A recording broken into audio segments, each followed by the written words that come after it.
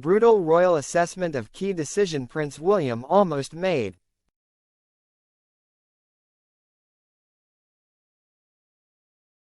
Prince William had to be talked out of making a huge decision that royal aides felt would be a personal disaster for the future king.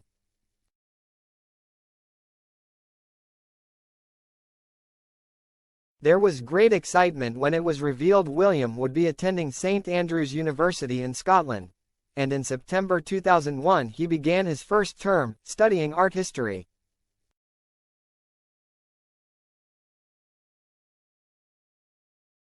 According to royal author Robert Lacey in his book Battle of Brothers, uni life wasn't quite what William had expected, and he reportedly had not anticipated quite how boring, his word, life in a small Scottish seaside town could be.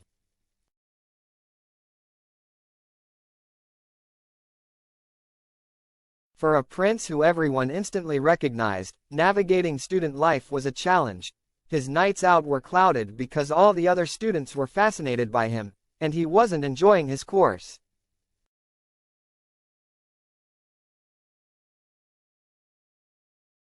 In the end, William only spent 2 of the 13 term time weekends at the university and would often go home to London or Highgrove.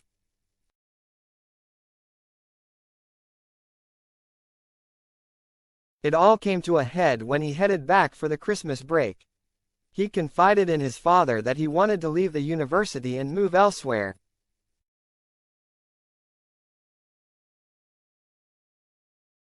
According to Lacey, Charles originally agreed with his son, but soon changed his mind after speaking with his private secretary Sir Stephen Lamport, who also confided in Deputy Private Secretary Mark Bolland.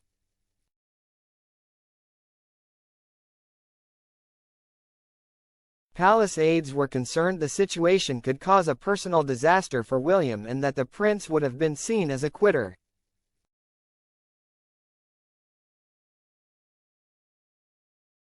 Indeed, his grandfather Prince Philip had a typically no-nonsense response to the news, reportedly saying, "William needs to knuckle down and not wimp out."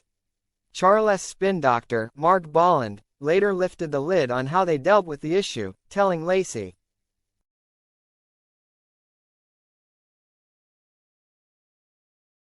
"It was no different from what many first-year students go through.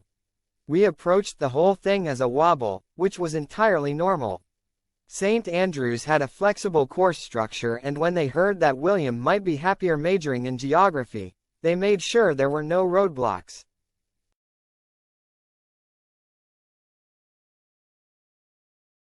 After working out a new plan, the aides went back to Charles and suggested he should demonstrate a more fatherly backbone. So over Christmas, Charles did just that and sat his son down for a heart-to-heart. It worked, and William agreed to go back to St Andrews.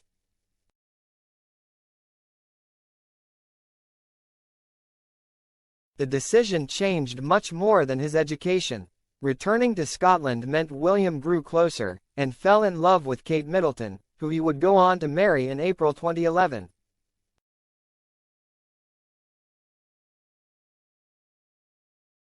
William and Kate famously met for the first time in 2001 at St Andrews, where they enrolled on the same course and lived in the same halls.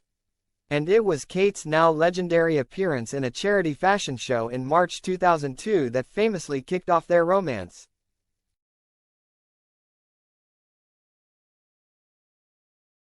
William reportedly paid £220 for a front-row ticket for the catwalk event, and just as well, because 19-year-old Kate came sashaying down the runway wearing nothing but a sheer stocking dress over black underwear.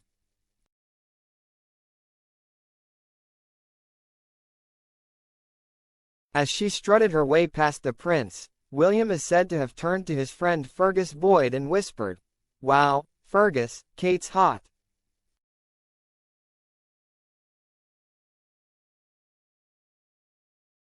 But Kate's cool head prevailed, and she let her prince do all the chasing.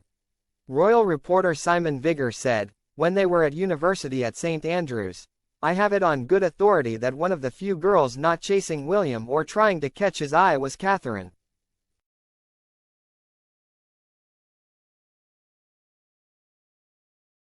If that's true, she played an absolute blinder. He was definitely the target of lots of Sloane girls there at university, but it wasn't until the infamous fashion show that William noticed Catherine.